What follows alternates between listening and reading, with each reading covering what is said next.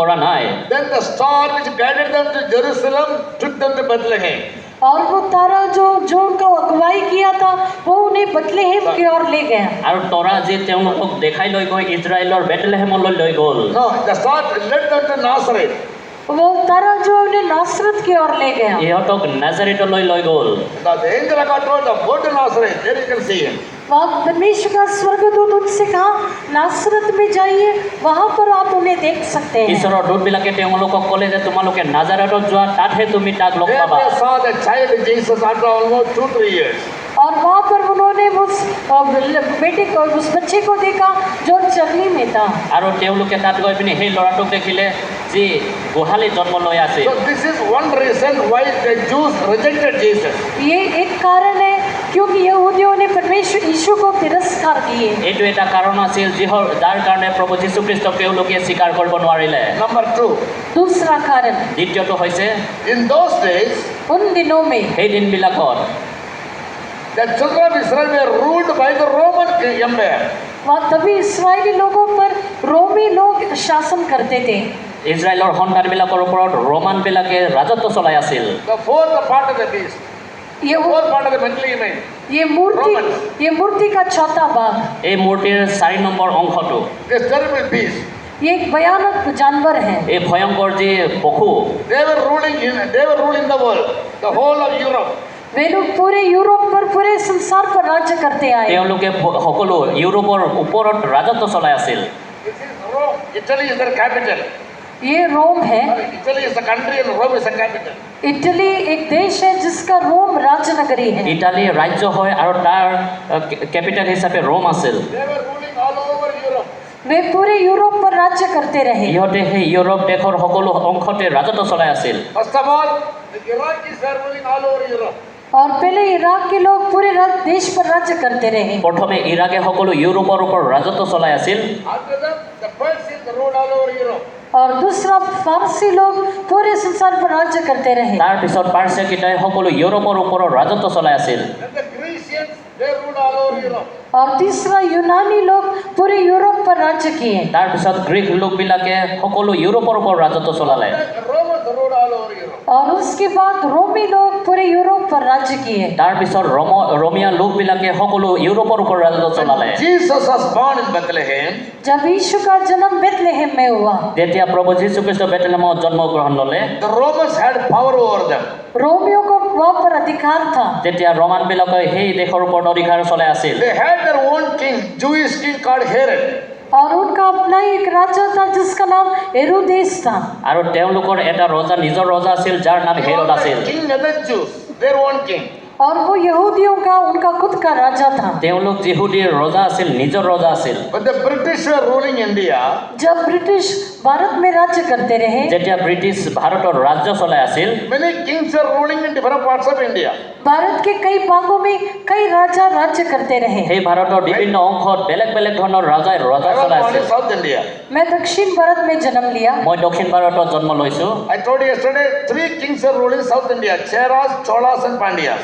और मैंने आपसे कहा कि 3 तरह के राजाएं दक्षिण भारत पर राज्य करते आए, चेरा, चोला और पांडवा। মই কৈছিলোঁ যে দক্ষিণ ভাৰতত 3 ধৰণৰ ৰাজত্ব চলাই আছিল, চেৰা, চোলা They আৰু were Pandyas. Indian kings ruling their own people. वे भारत के राजाएं थे जो अपने लोगों के ऊपर राज्य किए। তেওঁলোক নিজৰ ৰজা, নিজৰ লোক ওপৰতে ৰাজত্ব চলাই আছিল। Right. At the same time, वही समय में আৰু একে সময়তে the British people had a rule over whole India, and all the kings must give them tribute. और ब्रिटिश के लोग जो इस पूरे भारत पर अधिकार रखते थे, ये सब राजाएं उनको कर दिया करता था। ব্ৰিটিছ যেতিয়া ৰাজত্ব চলাই আছিলে, তেতিয়া সকলো ৰজাবিলাকে তেওঁলোকক কৰ দিবলগীয়া হৈছিল। And in South India, some kings said, we won't give you a tribute, and the British people killed them. दक्षिण भारत में कुछ लोग कहे कि हम तुम्हें कर नहीं देंगे, और उनको ब्रिटिश लोगों ने मार दिया। দক্ষিণত কিছুমান ৰাজ্যৰ ৰজাই তেওঁলোকক কৰ দিবলৈ অমান্তি হোৱাত তেওঁলোকক মাৰি পেলালে। Similarly, वैसे ही এনেধৰণে when Jesus was born in Bethlehem, a Jewish country called Judea, Yeshu Masih Bethlehem में यहूदिया कहने वाला एक यहूदी देश में जन्म लिया। ঠিক সেইধৰণে যেতিয়া যীশুখ্ৰীষ্ট জন্মগ্ৰহণ কৰিছিলে, তাৰে মাজত যিহুদীয়া বুলি they এটা were লোক ruled আছিল। by a Jewish king called Herod.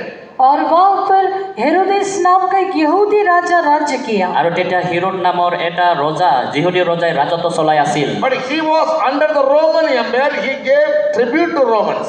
लेकिन वो जो है रोमी सम्राट के अधीन में था, वो उनको कर दिया करता था। কিন্তু তেওঁ ৰোমান ৰাজ্যৰ অধীনত আছিল আৰু তেওঁ কৰ দি থাকিবলগীয়া হৈছিল। So the children of Abraham, the Jews thought, when our king is born, तो इसलिए इब्राहिम की संतान यहूदी लोगों ने सोचा कि जब हमारा राजा जन्म हुआ है, এইকাৰণে ইহুদী বিলাকে ভাবিলে যে যেতিয়া আমাৰ ৰজা জন্ম হ'ব, he will fight against the Romans and deliver Judea from their power. वो जो है ये रोमियों के विरुद्ध में लड़ाई करके यहूदी को उनके अधीन में से बाहर लेकर आएगा। তেওঁলোকে ভাবিলে যে ৰোমানৰ লগত তেওঁ যুদ্ধ কৰি পিনি যিহুদাক তেওঁলোকৰ অধীনৰ পৰা অতৰাই আনিব। Therefore, even the disciples of Jesus asked him, Lord, is it at this time you will give the kingdom to us? इसलिए यीशु के चेलों ने भी उससे पूछा, क्या प्रभु तुम इसी समय इस्राएल का राज्य लौटा देगा? এইকাৰণে তেওঁৰ শিষ্যবিলাকে কৈছিলে, হে প্ৰভু, এতিয়া আপুনি আমাৰ ৰাজ্যবিলাকক আমাৰ হাতত ঘূৰাই দিব নেকি? But Jesus said, my kingdom is not of this world. लेकिन यीशु ने कहा, मेरा राज्य इस जगत का नहीं है। কিন্তু যীশুৱে ক'লে যে মোৰ ৰাজ্য এই সংসাৰৰ নহয়। Then the Jews thought he is not our king. तभी यहूदियों ने सोचा, ये तो हमारा राजा नहीं है। তেতিয়া তেওঁলোকে ভাবিলে যে এইটো আমাৰ ৰজা হ'ব নোৱাৰে। For two reasons they killed Jesus. One, he called himself as God. दो कारणों से यहूदियों ने यीशु को मार डाला। एक, उसने अपने आप को परमेश्वर कहा था। দুটা বিষয়ৰ কাৰণে তেওঁক মাৰা হৈছিল। এটা কাৰণ হৈছে তেওঁ নিজকে পৰমেশ্বৰ বুলি কৈছিল। That is a blasphemy, severely punishable by the Jewish law. और वो एक परमेश्वर का निंदा करने का बात था, जो यहूदी नियम के अनुसार उसे दंड दिया जाता था। এইটো এটা নিন্দনীয় কথা কোৱা হৈছিল আৰু ঈশ্বৰ তেওঁলোকৰ নিয়ম হিচাপে এটা দণ্ড হৈ আছিল। Because they believed only one God. क्योंकि वे एकमात्र परमेश्वर पर विश्वास किए। কাৰণ তেওঁলোকে একমাত্ৰ পৰমেশ্বৰৰ ওপৰত বিশ্বাস ৰাখিছিল। Jesus said, I am, those who have seen me, they have seen God. यीशु ने कहा, जिन्होंने मुझे देखा है वे लोग परमेश्वर या पिता को देख लिए हैं। যীশুৱে ক'লে যে যিবিলাকে মোক চাইছে তেওঁ পিতা পৰমেশ্বৰক দেখিছে। Therefore they killed him, saying he is a blasphemer. इसलिए उन्होंने उसको मार डाला, कहा कि ये तो एक निंदा करने वाला है। এইকাৰণে তেওঁলোকে ইয়াক মাৰিলে যে সেয়া নিন্দা কৰা লোক হয়। In Romans 11th chapter, Paul says they were partly blinded. Romeo 11 अध्याय में संत पौलुस इस प्रकार से कहता है कि वे आधा अंधे हो गए थे। सन পলে 11 অধ্যায়ত কৈছে যে তেওঁলোকৰ চকু অন্ধ হৈ গ'ল। They believed in the prophecies. वे भविष्यवाणियों पर विश्वास तो किए, ইহঁতে ভৱিষ্যবাণীত বিশ্বাস They কৰিলে, believed in Bible, वे शास्त्र पर विश्वास किए, তেওঁলোকে বাইবেলত বিশ্বাস কৰিলে, but they could not receive Jesus and believe in him. लेकिन वे यीशु मसीह को ग्रहण करके स्वीकार करके उस पर विश्वास नहीं कर पाए। কিন্তু তেওঁলোকে যীশু খ্ৰীষ্টক সেই প্ৰেৰিতৰ কথাবিলাকৰ মতে স্বীকাৰ কৰিব নোৱাৰিলে। Therefore they crucified. इसलिए उन्होंने उसे क्रूस पर चढ़ाया। आप समझ गए? সেইকাৰণে তেওঁ ক্ৰুচৰ ওপৰত দিলে। আপোনালোকে বুজি পাইছেনে? Yes, but Jesus said, लेकिन यीशु ने कहा, কিন্তু যীশু খ্ৰীষ্টই ক'লে, I'll be killed, I'll be buried, and the third day I'll rise again. मैं मर जाऊंगा, गाड़ा जाऊंगा, लेकिन तीसरा दिन मैं जी उठूंगा। তেওঁ ক'লে যে মোক মাৰা হ'ব, মোক পুতি দিয়া হ'ব, কিন্তু তৃতীয় দিনা মই পুনৰাই But উঠিম I'll come again. लेकिन मैं दोबारा आऊंगा। আৰু মই দ্বিতীয়বাৰ আহিম। When I come again, I'll possess the whole world and rule over the world. जब मैं दोबारा आऊंगा तब मैं इस पूरे संसार पर राज्य करूंगा। কিন্তু মই যেতিয়া দ্বিতীয়বাৰ আহিম সকলো সংসাৰৰ ওপৰত মই ৰাজত্ব চলাম। In the book of Revelation chapter 19, प्रकाशित वाक्य 19वां अध्याय में প্ৰকাশিত বাক্য 19 অধ্যায়ত we find he'll come like King of kings and the Lord of lords. हम देखते हैं कि वो राजाओं का राजा और प्रभुओं का प्रभु होकर आएगा। আমি তাত দেখা পাওঁ যে তেওঁ ৰজাৰো ৰজা আৰু প্ৰভুৰো প্ৰভু হৈ পিনি আহিব। Read 16th verse. 16 वचन पढ़िए। 16 পদটো পঢ়ক। And he had on his picture and on his thigh a name written, King of kings and the Lord of lords. और उसके वस्त्र और जांघ पर ये नाम लिखा है, राजाओं का राजा और प्रभुओं का प्रभु।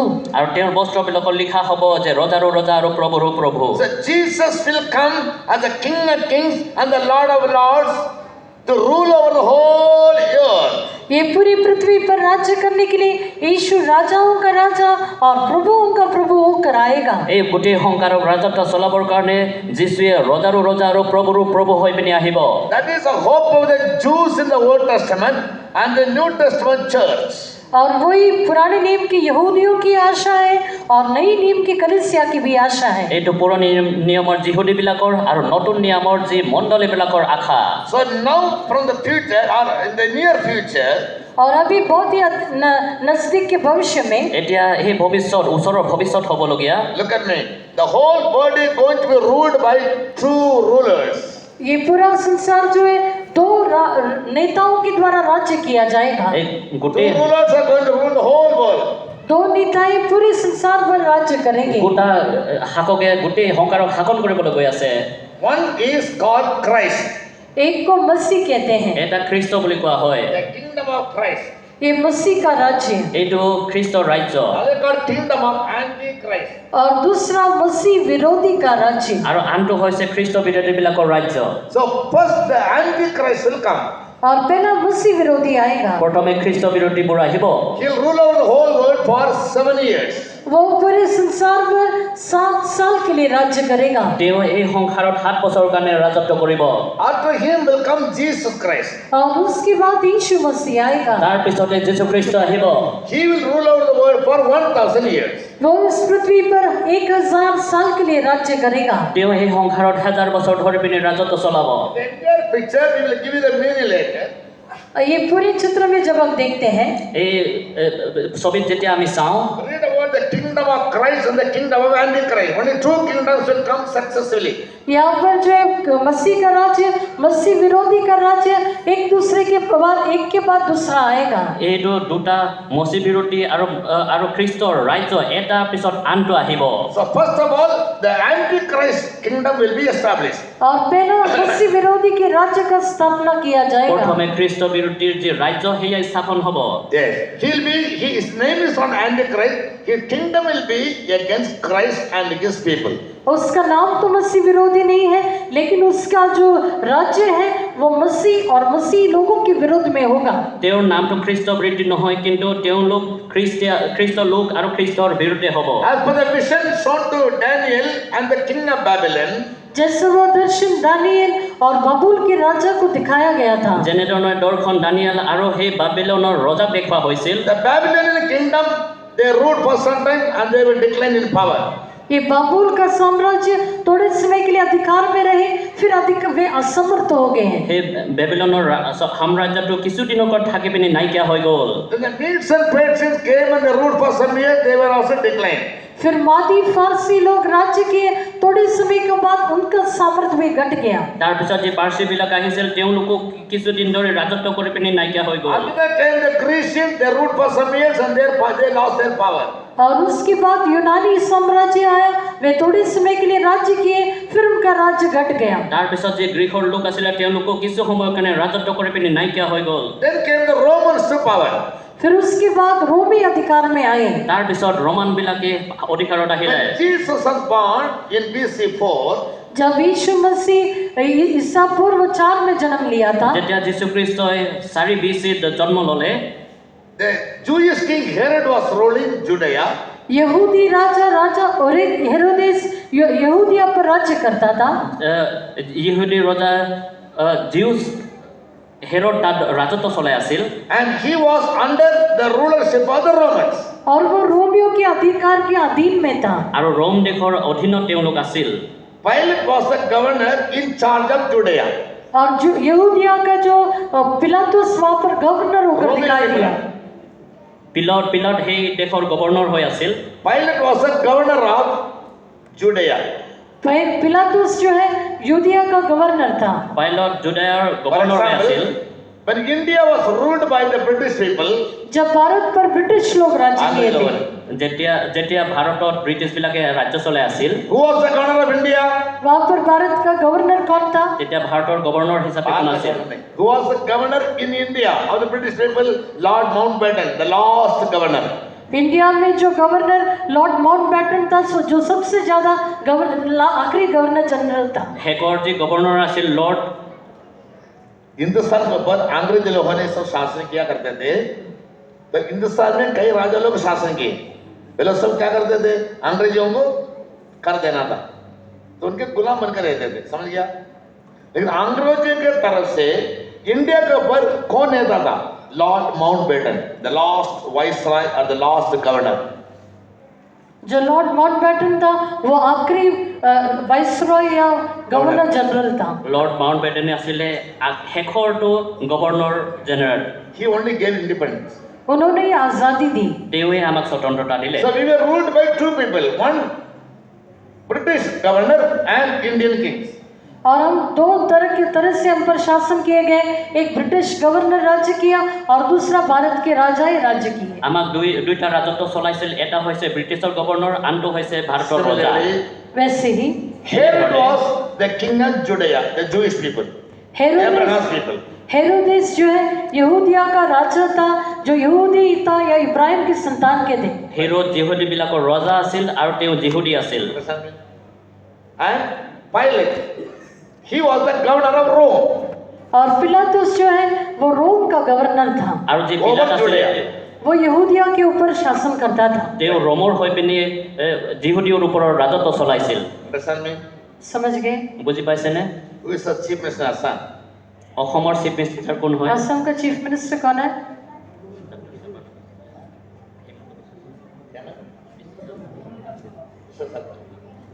He is the chief minister. वो यहाँ का चीफ मिनिस्टर है। তেওঁ ইয়াৰ চিফ মিনিষ্টাৰ হয়। He was elected by the people of Assam, right? वो आसाम के लोगों के द्वारा चुना गया। তেওঁ অসমৰ মানুহৰ দ্বাৰা তেওঁ প্ৰতিনিধি বনোৱা হ'ল। You only elected him. आप ही उसे चुन लिए। আপুনিহে তেওঁলোকক প্ৰতিনিধি বনালে। He is an Assami. वो एक आसामीज व्यक्ति है। তেওঁ এটা অসমীয়া মানুহ হয়। But who is the governor of the Bharatiya Janata Party? लेकिन भारतीय जनता पार्टी जो है उसका उनका गवर्नर इस असम में कौन है? राज्यपाल कौन था? कौन है? ইয়াৰ গভৰ্ণৰ কোন হয়? असम का गवर्नर कौन है? मुझे मालूम। जब गवर्नर को आप लोग चुना नहीं है, वो ठहराया गया, नियुक्त किया गया, किससे? प्रधानमंत्री। গভৰ্ণৰটো আমি তেওঁক বাছি নলওঁ, কিন্তু প্ৰধানমন্ত্ৰীয়ে পঠিয়ায়। समझ गया? गला पड़ता जा असम ना देखे बैठे। So a state is ruled by two people, one elected member, chief minister, the other one above him is the governor, राज्यपाल। उसको कौन ठहराता है? प्रधानमंत्री ठहराएगा, वो बीजेपी पार्टी का होता है।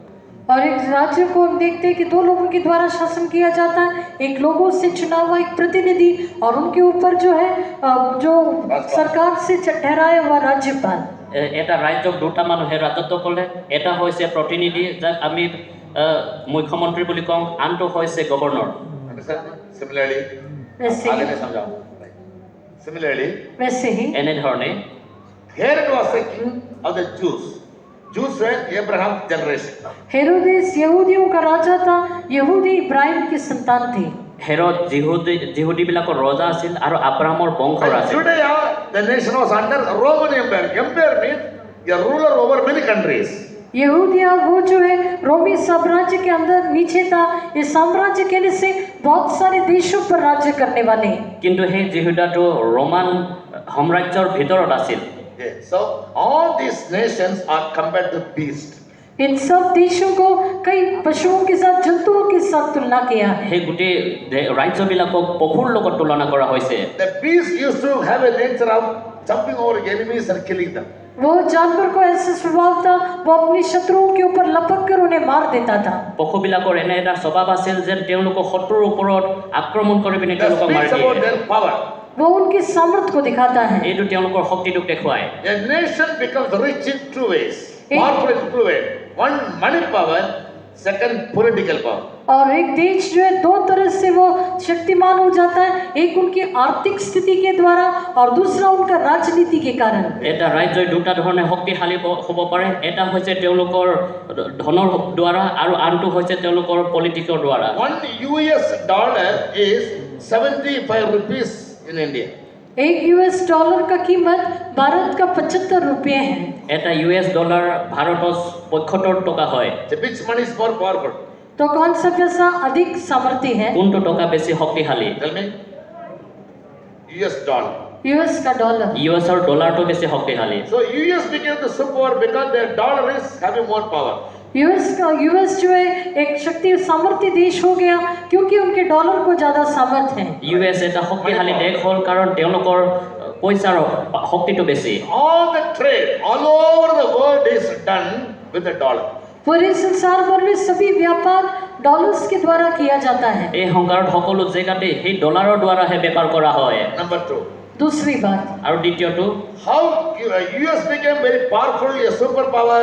यूएस एक सामर्थ्य शक्तिशाली देश कैसा बन गया? USA কেনেধৰণে এটা শক্তিশালী দেশ হিচাপে পৰিগণিত হ'ল Because of their military power. उनके सेना के बल के कारण, ইহঁতৰ সৈন্য শক্তিৰ দ্বাৰা They have the mother of all bombs. और उनके पास मदर ऑफ ऑल बॉम्ब्स करके एक बम है। ইহঁতৰ সকলো বমবিলাকৰ মাতৃ বুলি They নামাকৰণ have এটা so বম আছে many ships, warships.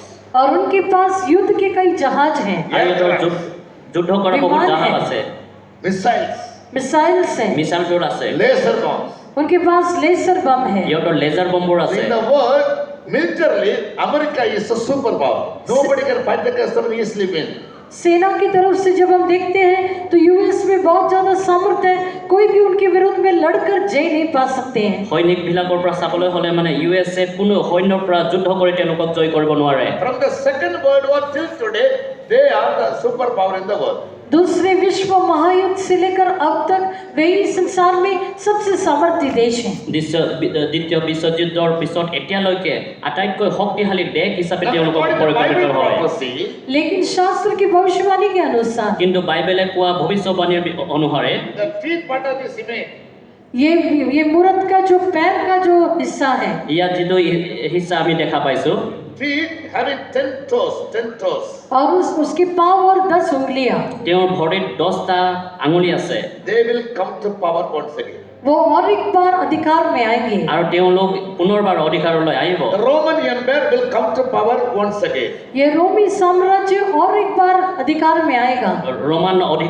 ৰোমানবোৰ পুনৰ অধিকাৰলৈ আহিব From BC 63 ईसा पूर्व 63 साल से 63 BC-ৰ পৰা till the First World War, पहले विश्व महायुद्ध तक, প্ৰথম বিশ্বযুদ্ধলৈকে 1914, 1914 तक, 1914 চনলৈকে nearly 2000 years. लगभग 2000 साल तक 2 বছৰ ধৰি 2000 Romans বছৰ were ধৰি ruling the world. इस संसार में रोमी लोग राज्य करते रहे। এই সংসাৰৰ ৰোমানবিলাকে ৰাজ্য চলাই আছিল But after the First World War, लेकिन पहले विश्व महायुद्ध के बाद কিন্তু প্ৰথম বিশ্বযুদ্ধৰ পিছত Britain became very powerful. Britain बहुत ज्यादा समर्थी हो गया। ব্ৰিটেইন শক্তিশালী হৈ পৰিল Yes. United Kingdom. They became powerful because they defeated Germany and became powerful. और ब्रिटेन जो है वो जर्मनी को पराजित करके वे लोग समर्थी बन गए।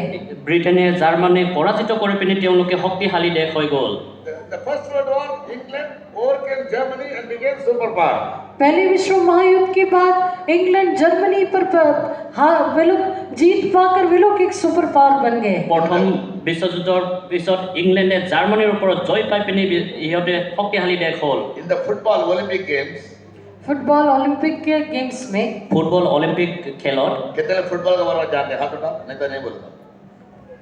কিমানে ফুটবলৰ বিষয়ে জানে হাত উঠাওক तो कहते नहीं, कम से देखा है क्या? देखिए लोग का हाथ उठाओ। असम में लोग फुटबॉल नहीं खेलते हैं। फुटबॉल मालूम है क्या क्या चीज है? सब क्रिकेट का पालन है। फिर बोलने मतलब नहीं। You know, every 4 years there will be a championship in football. Every 4 years. हर 4 साल में फुटबॉल का एक चैंपियनशिप वर्ल्ड चैंपियनशिप होता है। প্ৰতি 4 বছৰৰ পিছত ফুটবলৰ এটা চেম্পিয়নশ্বিপ হয় All the football teams in the world will be grouped as 5 groups. और संसार के सभी फुटबॉल की टीम्स को लोग अलग अलग करके विभाजित करते हैं। সংসাৰৰ সকলোবোৰ ফুটবল টিমবিলাকক 5 ভাগত বিভক্ত কৰা হয় सब उसको बोल जाओ। क्रिकेट जानते हैं? क्रिकेट खेलते हैं, देखा है? ক্ৰিকেটটো জানে দেখিছে চাগে हमारे संसार में बहुत ही क्रिकेट में है ना, अगर 15 टीम खेलेंगे, आखिर में जो जीत रहे हैं उसके क्या बोलेंगे? World champion. इतना तो मालूम है, बोलने वाले नहीं। खाने के लिए ज्यादा कुछ नहीं। दोबारा क्या कहा याद है? वो भी याद नहीं। हाँ याद है क्या? अंडे। Similarly, in the world war, 56 countries they fought. और Against one another. 56 देश जो एक दूसरे के विरुद्ध में लड़ाई की। 56টা দেশ সেই বিশ্বযুদ্ধত যুঁজ কৰিছিল And the last winner was Britain. और आखिरी जो विजेता था वो ब्रिटेन था, আৰু শেষত যি জয় পালে সেইটো হৈছে Britain. So they became super. इसलिए वो एक सामर्थ्य देश बन गए। এইকাৰণে তেওঁলোক এটা শক্তিশালী দেশ হিচাপে গণিত হ'ল। They were ruling all the world. वो पूरे संसार पर राज्य की हैं তেওঁলোকে সকলো India সংসাৰৰ also ৰাজত্ব was ruled by them. और भारत के ऊपर भी वे लोग राज्य की আৰু हैं। ভাৰততো তেওঁলোকে ৰাজত্ব চলাইছিল। In 1945, 1945 में 1945 in চনত the Second World War, दूसरे विश्व महायुद्ध में দ্বিতীয় বিশ্বযুদ্ধত USA and Japan were fighting. USA और जापान लड़ाई कर रहे थे। USA আৰু জাপান যুদ্ধ কৰি আছিল। By dropping 2 atom bombs in Japan, US became the champion.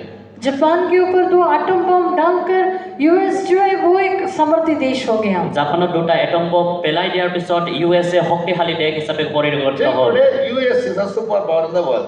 आज तक हम देखते हैं कि अमेरिका यूएस जो है इस संसार में एक सुपर पावर है। আৰু এতিয়া দিন ধৰি পিনি USA এই সংসাৰত শক্তিশালী দেশ হিচাপে পৰিগণিত হৈ আছে। Russians are trying to become superpower now. Therefore, he is aggressively going and fighting against people. रूस या रशिया के लोग भी इन दिनों में सुपर पावर बनने की कोशिश कर रहे हैं, इसलिए वो दूसरे देशों में इन दिनों में आक्रमण कर रहा है। ৰাছিয়া এতিয়া শক্তিশালী দেশ হিচাপে পৰিগণিত হ'বলৈ ইচ্ছা কৰি এতিয়া যুদ্ধত আগবাঢ়ি গৈ আছে। Militarily, Russia is also very powerful, but they stand in the second place.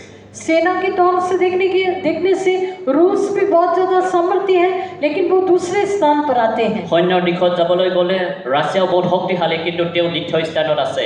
Now, Putin, the Russian president, he wants to defeat America and become the superpower in the world. अभी पुतिन जो Russia का राष्ट्रपति है वो America को पराजित करके वो सुपर पावर बनना चाहते हैं। এতিয়া পুটিন যি ৰাছিয়াৰ ৰাষ্ট্ৰপতি হয় তেওঁ আমেৰিকাক পৰাজয় কৰি পিনি তেওঁ শক্তিশালী হ'বলৈ বিচাৰিছে। And therefore, all the kingdoms are compared to animals, beasts, because one beast will kill another beast.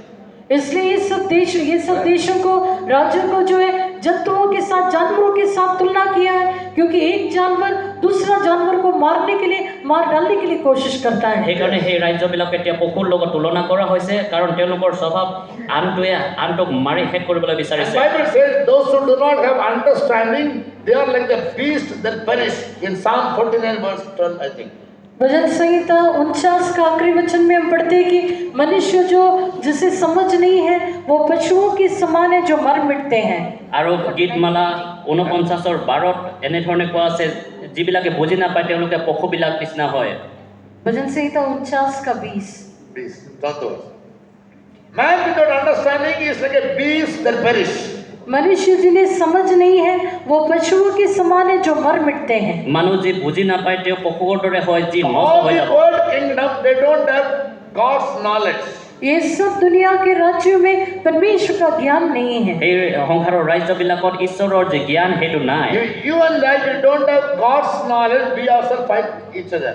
यदि आप में और मुझ में परमेश्वर का ज्ञान नहीं रहा तो हम एक दूसरे से लड़ाई करते रहेंगे। যদি আপোনাৰ আৰু মোৰো ঈশ্বৰৰ জ্ঞান নাই তেতিয়াহ'লে আপুনি আৰু মই কাজিয়া কৰিম। God will never look at us as saints of God, but as animals only. परमेश्वर हमें संत होकर नहीं देखेगा बल्कि हमें जानवर होकर देखेगा। তেতিয়া ঈশ্বৰে আমাক মানুহ হিচাপে নাচাব, কিন্তু পশু হিচাপে Animals দেখিব। cannot go to heaven.